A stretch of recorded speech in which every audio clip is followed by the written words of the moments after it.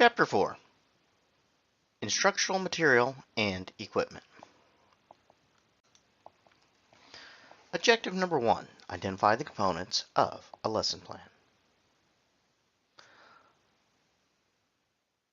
Without the use of a lesson plan, you cannot guarantee course objectives will be met or students will learn what is required. However, use does not ensure fulfillment of objectives but increases the likelihood of success. Without use, instructors may find that they are lacking important supporting equipment or supplemental type materials.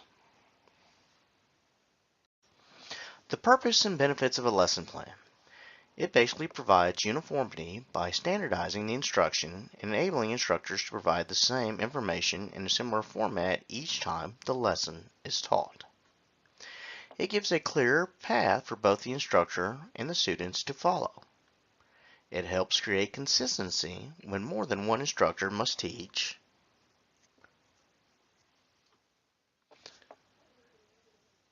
It introduces the material.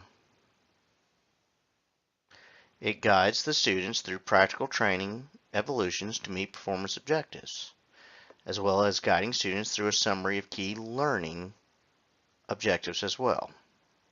It provides documentation for the training division and the organization's administration. This indicates teaching and learning information, methods, and activities and timeframes for the lesson. It also provides documentation of the amount and type of materials, equipment, and other resources needed to teach the lesson, which in turn provides justifications for the budget request involving material and equipment purchasing. It provides a document for developing test and evaluating requirements.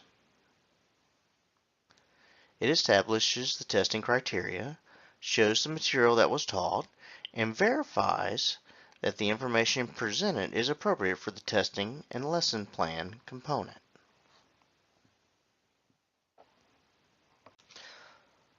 Lesson plan components. First, you have a job or topic, which is a short descriptive title of the information covered. The title briefly describes or gives an indication of the lesson content. Time frame. It establishes time it takes to teach the lesson. It may be set for each lesson objective so that the instructor has a better idea of how to set the pace of the lesson. Level of instruction. Desired learning levels that students will reach by the end of the lesson, which may be based on NMPA JPRs or in an academically established taxonomy related to the appropriate learning domains. Learning objectives. Description of the minimum acceptable behavior that students must display by the end of the instructional period. Resources and material needed. List of all items needed to teach the number of students in the course. It also includes any preparation, planning, or activities that an instructor needs to complete before delivering the lesson. It also helps determine the appropriate training site and seating arrangements. Arrangements for audiovisual equipment, training aids, props, and devices. Reproducing handouts, acquiring tools, contacting guest speakers. Listing lesson resources includes instructor qualifications, textbook, and other instructional material and special equipment needs. Determining specific instructional methods and learning activities required to meet objectives. And selecting topic-specific training locations or changing training locations to meet the requirements of the topic being taught. Prerequisites, which is a list of information, skills, or previous requirements that students must have complete or mastered before entering the course or starting this lesson. References. List of specific references and resources on the lesson plan along with page numbers to refer to and to review, allowing instructors to provide additional material to enhance a lesson. Lesson summary.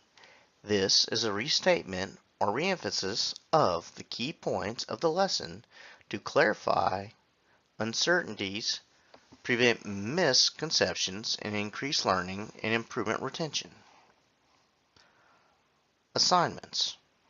Reading, practice, research, or other outside of class requirements of the students. Lesson outline. A summary of the information to be taught that may be arranged into the four-step instructional method. Evaluation. The type of evaluation instrument the instructor will use to determine whether students have met the lesson objectives.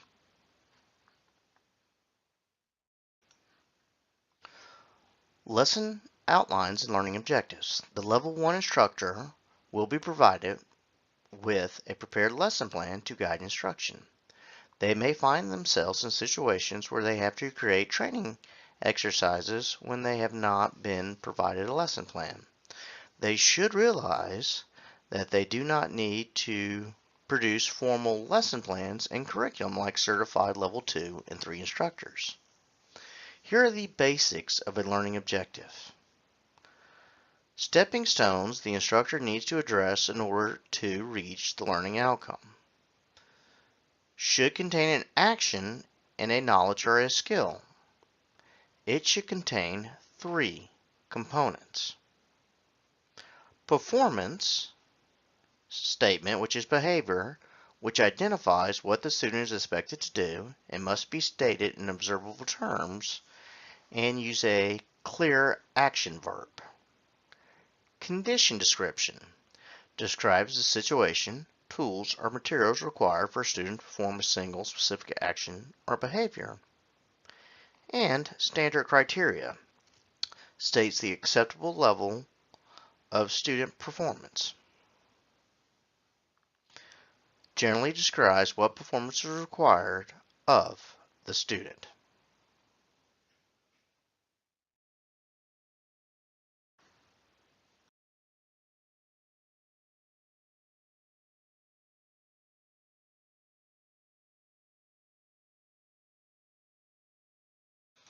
Learning Objective 2.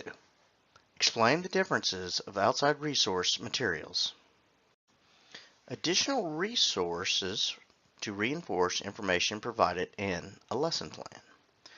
These resources provide real-world examples of lesson topics in practice. Common sources for fire and emergency instructors are as follows: NIST reports, NIOSH reports, user-generated videos, supplementary text, and fire and emergency service related websites. Feel free to Google any one of these resources, especially NIST and NIOSH, and you'll find a whole host of information that is applicable to most any fire service class.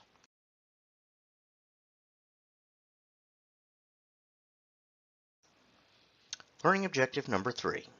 Discuss the copyright laws and permissions involved with instructional material. Copyright laws and permissions basically are established to provide the legal guidelines for use of training materials. It protects the works of artists, photographs, and authors and give them exclusive rights to publish their works. The Copyright Act of 1976. All works published in the U.S. before 1923 are considered public domain, meaning it's free use. Work published between 1923 and 1977 are protected for 95 years from the date of publication. When the work was created but not published before 1978, the copyright lasts for the life of the artist or photographer or author plus 70 years. For works published after 1977, the copyright lasts for the life of the artist, photographer, or the author plus 70 years. Unauthorized use is considered infringement on the rights of the artist. This gives them a right to recover damages or gain profit from the use of their work. Be aware that even though one has access to materials in the public domain, There may be copyrighted materials that they do not have permission to reproduce within the public domain material. This depends on how the material is used. The fair use doctrine of the Copyright Act grants the privilege of copying materials to persons other than the owner of the copyright, without consent when the material is used in a reasonable manner. Section 107 of the Copyright Act lists the privileges or factors to consider when determining whether the use of the copyright material is fair use. Fair use guidelines. Instructors may make single copies of scholarly research or when preparing to teach a class. Chapter from a book, articles from a periodical, newspaper, or internet, a short essay, story, or poem, maybe a chart, graph, or diagram, or a video recording of a television broadcast. Teachers may make multiple copies of items for their students to use in class, provided that the copied material is brief and the idea to copy an item is spontaneous because it is currently appropriate to the day's lesson. Copying shall not substitute from buying the book. Students cannot be charged for copied materials beyond the cost of the photocopy. When this is done, you need to use proper citation when copying, downloading electronically, or using any material regardless of copyright. Become familiar with the applicable copyright laws regarding copying, printing, audio, video, or lecture materials for use in class. Copyright laws that apply to the Internet or digitally reproduced material are constantly evolving. Instructors must monitor those changes. Digital media may have its own laws that are separate from copyright laws that apply to traditional printed media.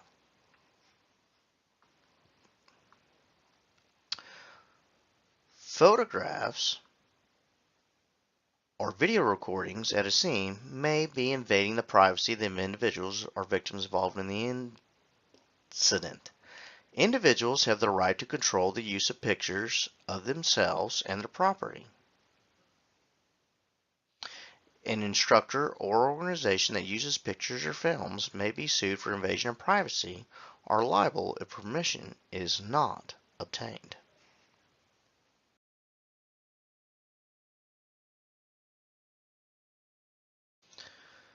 Legality and success of a lawsuit to protect the right of privacy depends on several factors. Where and who. Where the photograph or the film or video was made and who was photographed or recorded. Events that are newsworthy and photographed or recorded for public interest take precedence over the right of privacy. Permission.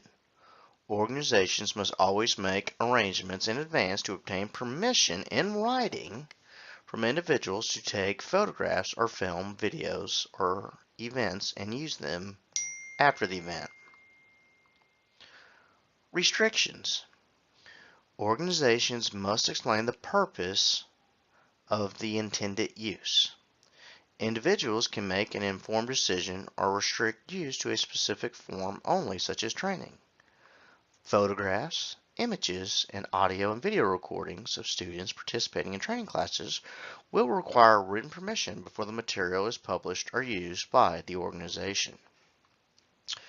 Rights of individuals' opportunity to preview pictures or recordings and maybe and make a decision before use may also require that an organization maintain their anonymity while showing the photograph or recording.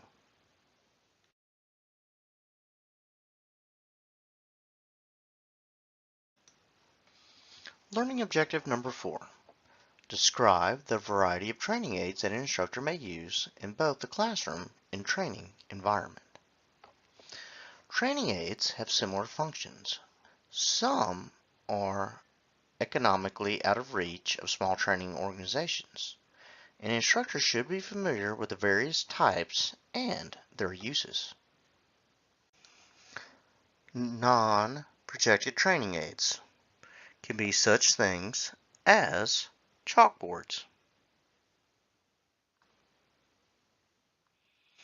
Now they have several advantages over projected aids. They do not depend on high levels of technology or technical skill.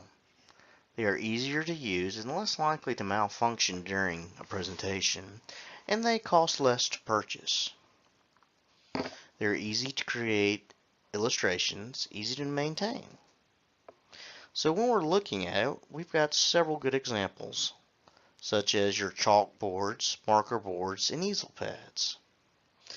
These are the easiest, most frequently used, and most versatile non-protection type of equipment. They can be fixed or mounted to a wall, movable, or portable. Reliable as supplement and backup when more technical or complex training equipment fails. Illustrations or diagram displays. They create interesting and informative lectures by displaying topic illustrations or diagrams that have purchased or prepared in advance. If prepared in advance, they can save class time and provide consistency between similar class sessions. It addresses a variety of learning styles beyond those addressed in the written and spoken word. Some examples can be technical diagrams such as mechanical or electrical schematics, illustrations, and help explain troubles or repair procedures. Maps or plan diagrams. Anatomical charts are also a possibility.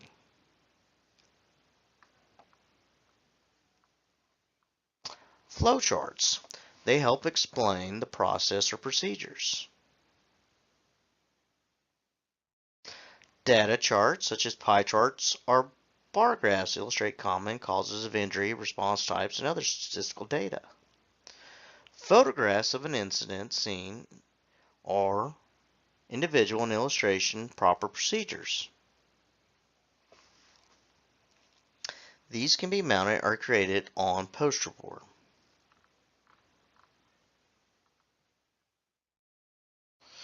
Duplicated materials and models. This can be printed matter that instructs for during or at the end of class.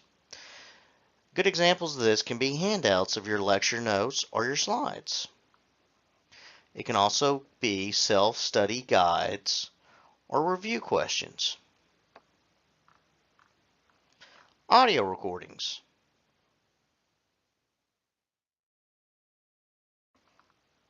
Audio recordings can be such things as radio traffic or listening to heartbeats or maybe even listening to pump cavitation in terms of your fire truck.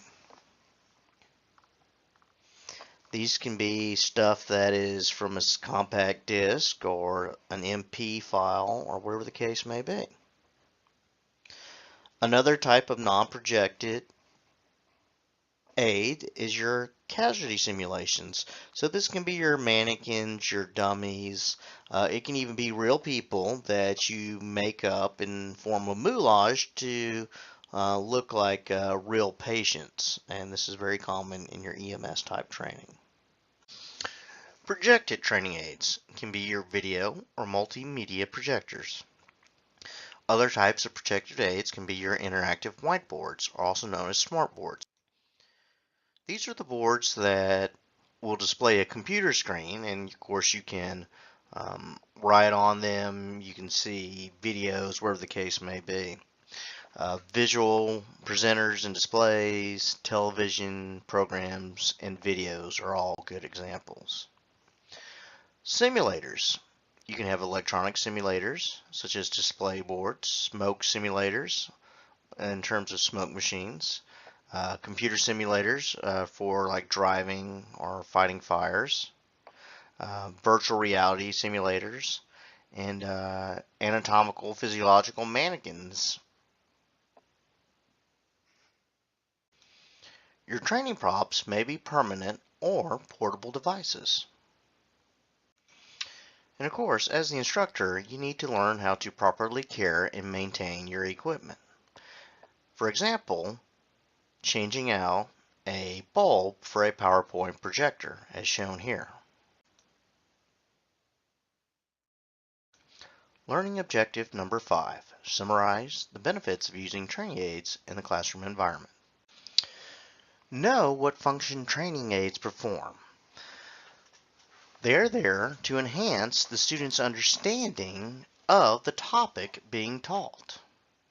It increases the student's acceptance to whatever is being taught, as well as adding interest to the lecture. It can also clarify, proving or emphasizing a key point, as well as enhancing memory.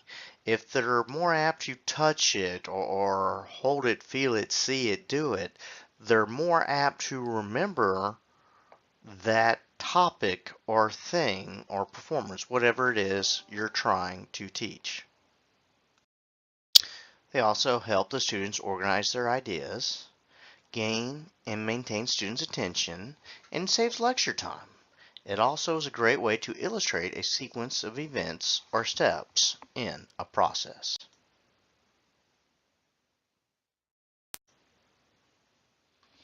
Instructors rely on training material and equipment to deliver instruction. Lesson plans are the most important training material. Instructors should be familiar with all parts of a lesson plan. Instructors should know how to operate, clean, and maintain the most common types of equipment.